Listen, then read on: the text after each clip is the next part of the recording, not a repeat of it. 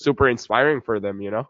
Yeah, no, very true. And I was, Anthony, maybe to start things off, you could tell us a bit about, where you work and what you do at your company. well, I'm the director and CEO of a company called North Atlantic International Logistics. It's a mouthful. It was my first company that I started with my business partner, Rob Birch. And after 22 years, we realized that when you do start a business, maybe you shouldn't have such a long one like North Atlantic International Logistics Incorporated, because business checks, writing it down is such a long name, but it's a memorable one. We started this company about 22 years ago, and it's been running strong ever since.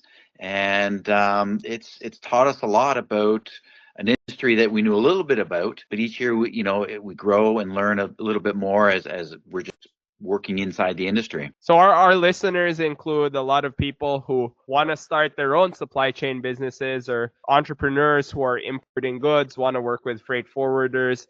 Maybe you could tell us a bit about why you started your business. It started out of pure luck. Back in university, I was going to university at the time for film and video because I wanted to do something fun instead of going for a lawyer or a doctor or an engineer. I said I want to go to university for fun. But film school was expensive, so I answered an ad on the dorm elevator saying rail logistics. And so back in 1993, I started working with CN Rail, and it was a company called C Rail that basically moved vehicles for moving companies anywhere in Canada. So we used the rail lines logistically to pick up and deliver people's automobiles. And that got me into what logistics is. And it's basically management, organization, and customer service. That's what a 3PL really boils down to. After that, I through university that the business paid for, working for these people.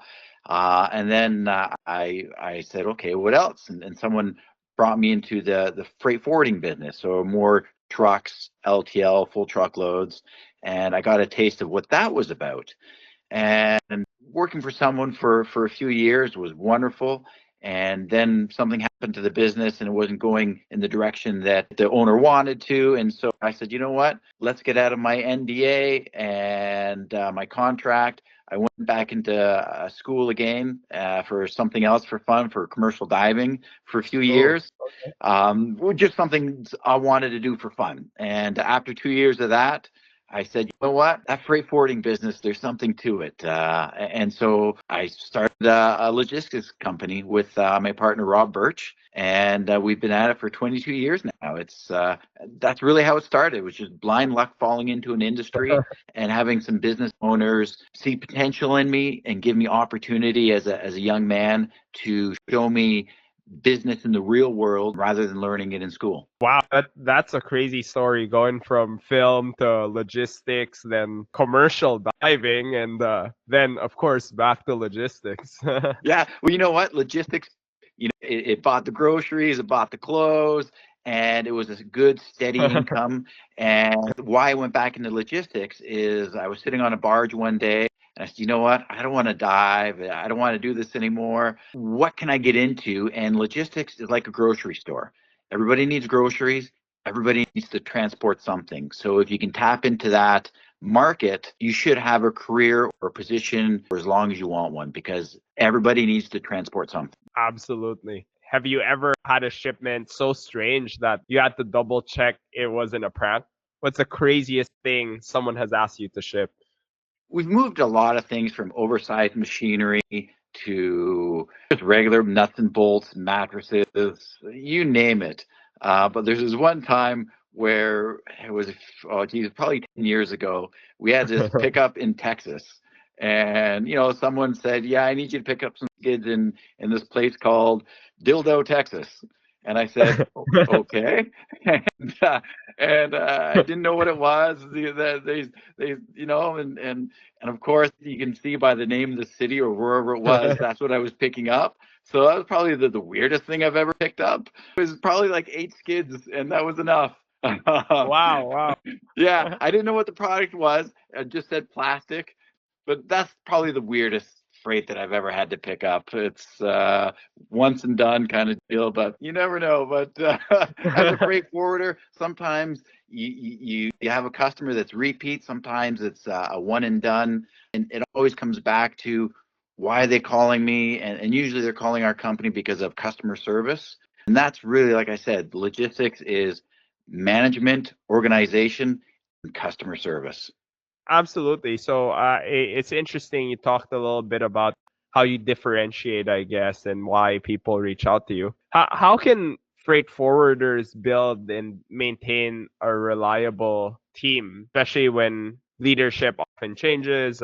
How do you keep your team's morale high? How do you make sure they operate when you're not there? That's a trick. It's taken me quite a lot of years in business to figure that one out. And it's all about choosing your members. When you have applicants that you want to hire and you have so many, resumes that come in, it's about choosing people that may not have the best qualifications or might be the smartest, but will work within the team that you have, that are like-minded and similar in goals and aspirations. And if you can find a team that kind of think the same way, it helps the morale and everybody work as a team.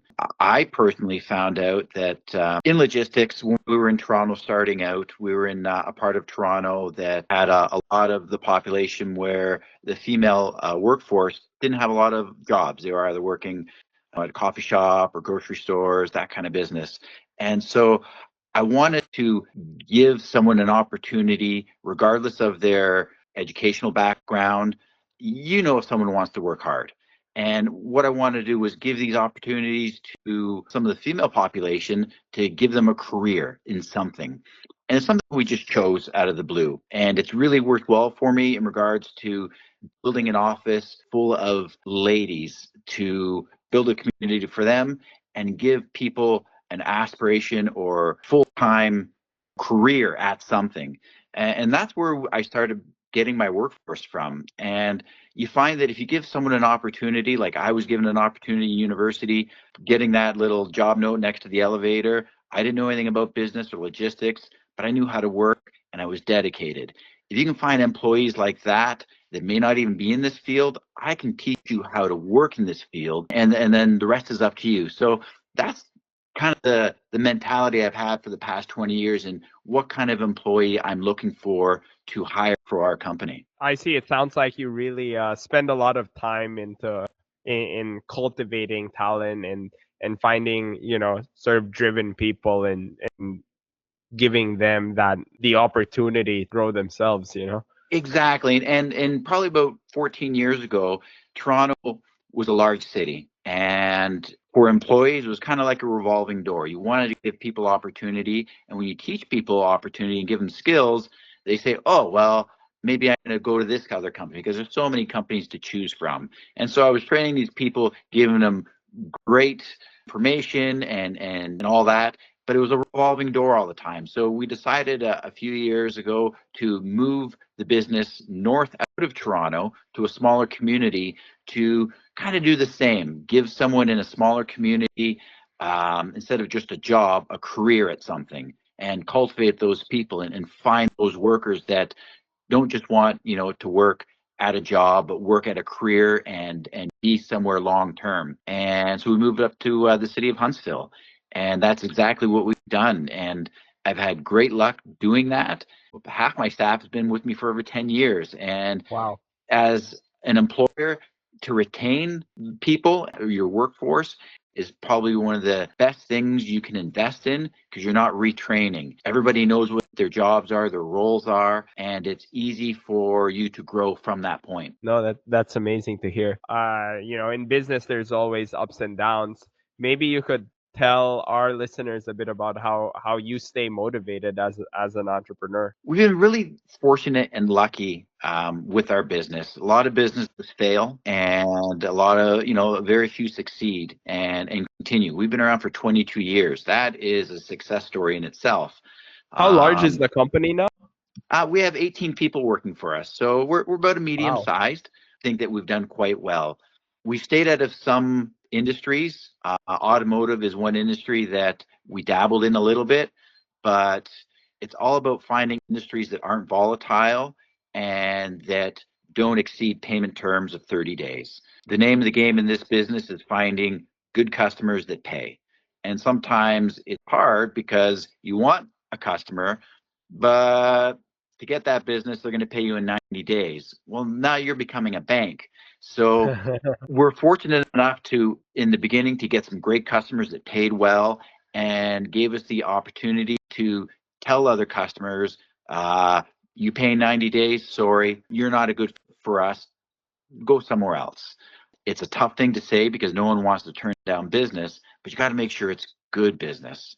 And so a lot of luck has played into where our success has been, but a lot of hard work has been there as well. And part of that hard work is knowing your customers, not being greedy, and again, customer service. That's the only thing that's really differentiated us from one third party 3PL logistics company to another is customer service. It's all about that. Tell me more about how you guys maintain your differentiation. The world of supply chain, or the world more broadly, is rapidly changing. How are you building that defensibility? With the world changing and new technologies, everything is going kind of to an AI-based platform or a lot of computer-based. I personally believe that people need a human contact. I want people to be able to pick up the phone, call my office, and someone picks up the phone. I do not have an automated telephone system. I refuse to put one in because, as you know, you're calling your bank, you're calling your TV provider, press one for this, one for that. And it's so infuriating because you just want to talk to a live person to quickly get to where you need to go. Yes. It's old school. It's still in our company, and we refuse to move away from that.